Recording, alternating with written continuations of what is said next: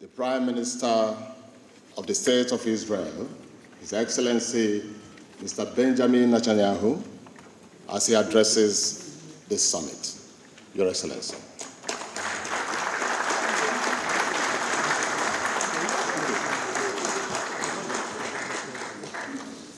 Thank you. Merci beaucoup à tous. Ramadan Karim and Shalom.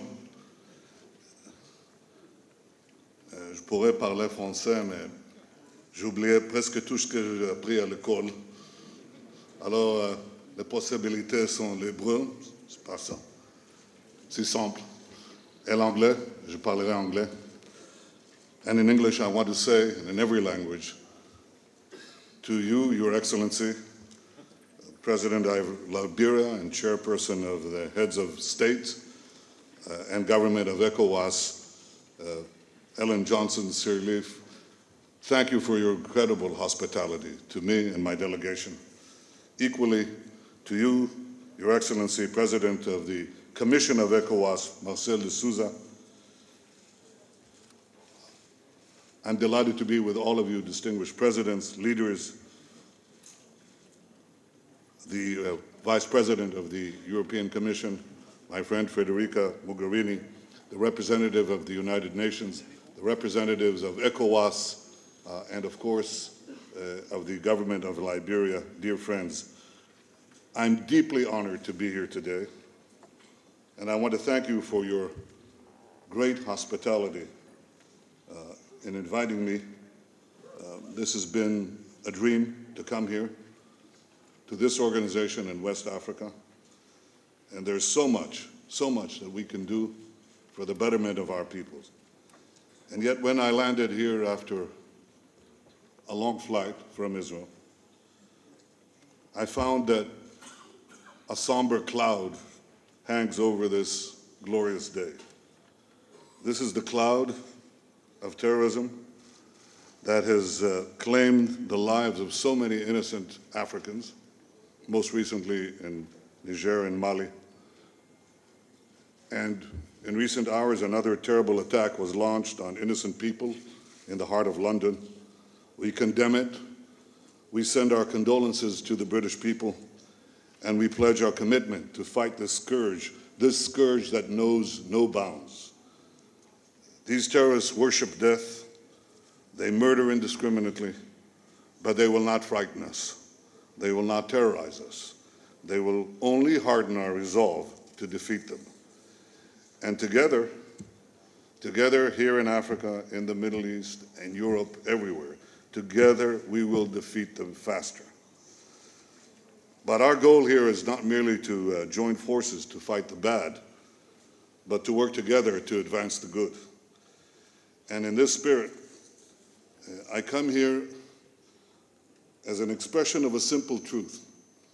Israel is coming back to Africa, and Africa is coming back to Israel. I believe in Africa. I believe in Africa. I believe in its potential, present and future. It is a continent on the rise. Its people are diverse and talented. I've made strengthening our relations one of our top priorities, national and international priorities of the State of Israel. It's the reason I became the first Israeli Prime Minister to visit Africa in decades. Well, one thing I can assure you, it won't be decades until an Israeli leader visits Africa again. It won't be 5 years, it'll be a few months. Africa and Israel share a natural affinity. We have, in many ways, similar histories. Your nations toiled under foreign rule. You experienced horrific wars and slaughters, and you are still fighting to get out of the past into the future valiantly, in efforts that I deeply admire. With determination and conviction, you won your independence. You healed the wounds of the past to chart a future of hope for your people. This is very much our history. Our people, too, were denied independence for far too long. Our people, too, suffered the indignity of bondage, slavery, and dispossession. Our people, too, experienced unimaginable horrors of mass death and genocide. But we never, ever gave in. We fought for our independence and won. We established a thriving democracy in the heart of the Middle East. We developed one of the world's most dynamic economies. We became a world leader in agriculture, water, cyber technology, technology of communications, security, and much more. Today, we seek to share our experience with the governments and peoples of Africa. ECOWAS' mission is to increase peace and prosperity by harnessing Africa's vast resources. I came to Africa last year, to East Africa. I saw these resources firsthand. I saw diversity and richness. I saw passion and productivity. I saw young African entrepreneurs who are building companies harnessing the power of the digital age. Africans are seizing the future. Israel wants to seize this future with you. You truly have no better partner for this mission than Israel, because Israel is a world leader in technology, in all areas of technology, and because it has to be understood that the distinction between high-tech and low-tech is rapidly disappearing. Every field without exception is becoming technologized. And unless you absorb this technology and apply it to the various areas of critical life, then you will fall behind. But if you seize it, you jump forward. The simplest example that all of us know is in cellular phones.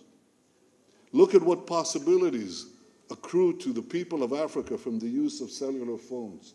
Enormous possibilities. But if we had to develop this communication networks by laying pipes and lines and so on, these benefits would never accrue.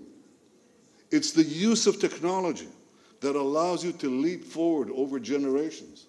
And this is the leap that Israel can and wants to do with you.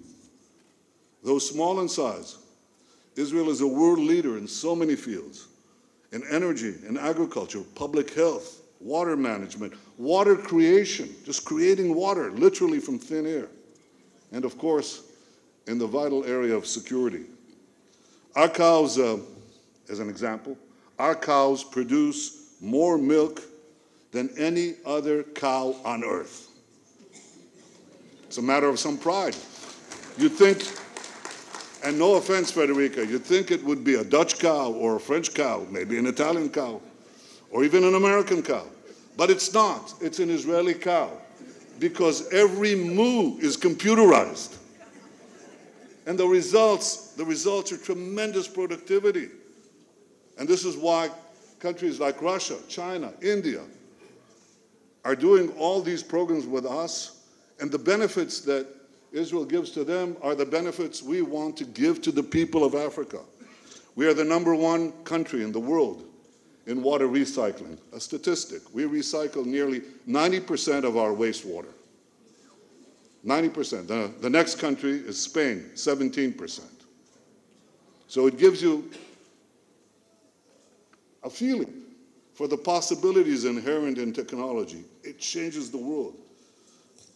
Our intelligence has helped stop terror attacks, dozens and dozens of terrorist attacks all across the world, including in Africa. And this is why the leaders of many countries, President Trump has just visited Israel. Before that, I visited China and Russia. And Mr. Modi, the Prime Minister of India, is coming to Israel in a few weeks. When I met President Xi in Beijing, he said to me, you know, we're crossing now 1.4 billion people. And I said, well, we've just crossed 8 million. And he said to me, yes, but you're a world power in innovation. A world power. And therefore, China made a special arrangement with Israel and also with Switzerland, 2 countries, to work on innovation, to advance innovation. At the UN last year, I met with many African leaders, It was a spectacular visit because young Israelis showed what they're doing in Africa, not what they will be doing, but what they are already doing. And one of the leaders said something that I'll never forget. He said to me, "We have problems, you have solutions." A young woman there, a young Israeli technologist, comes to the podium and she shows how they've solved the problem of an African village where a typical woman would go 8 hours to get a gallon of water. And they solved it by making water out of thin air. And another showed how they make energy out of the sun, out of the air too. And another showed how they're working to stop the spread of AIDS with miraculous results. In every field,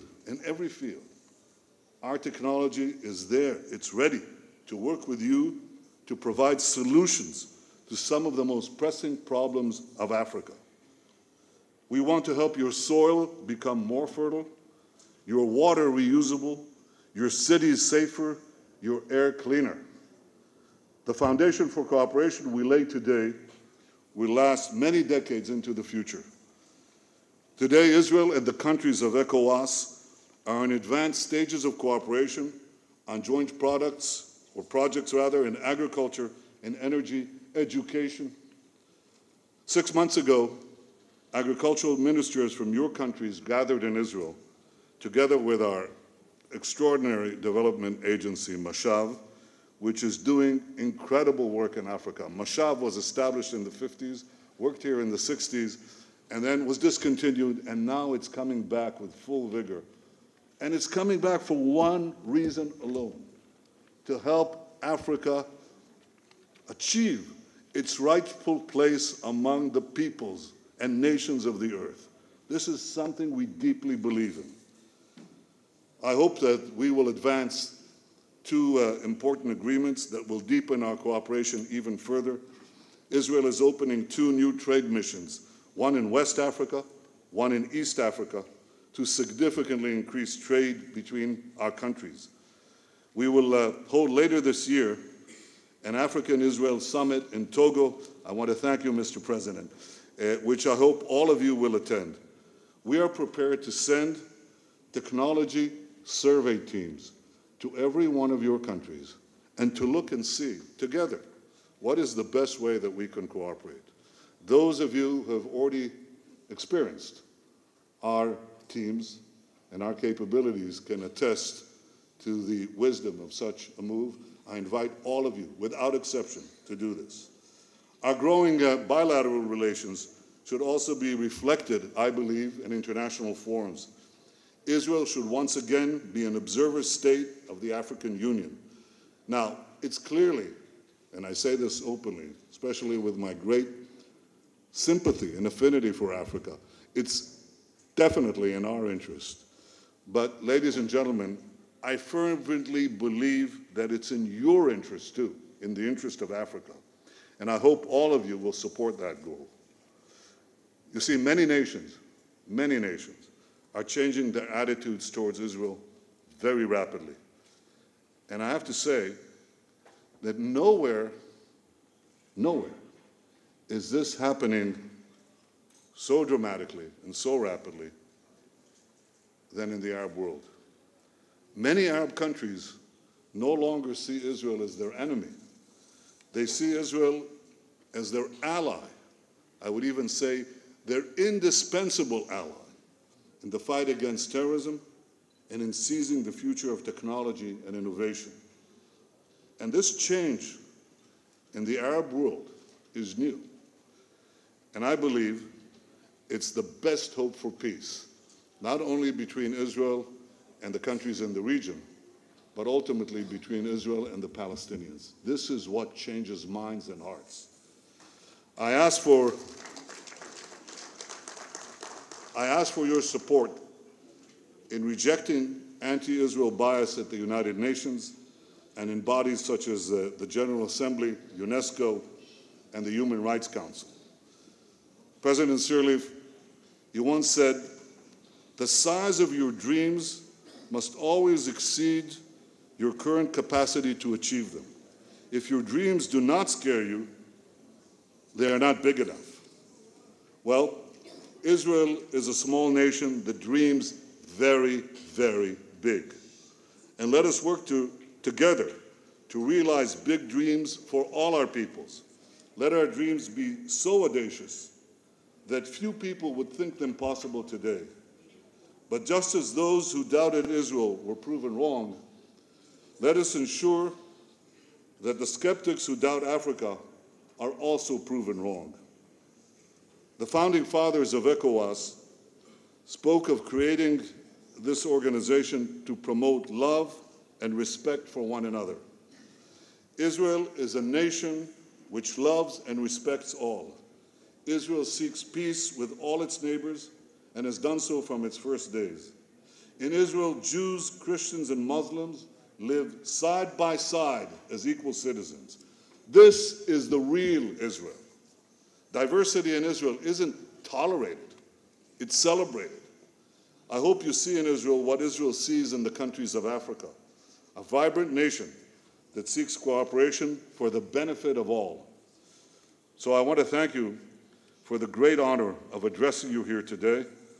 I wish the best of luck to the incoming chairperson of ECOWAS, the President of Togo, President Nassimbe.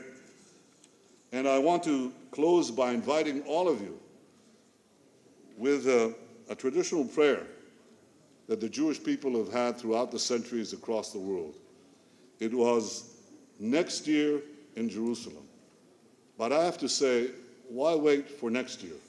You're all invited this year, and you will be received with the greatest friendship and the greatest respect. Thank you. Merci. Thank you very much. Shalom.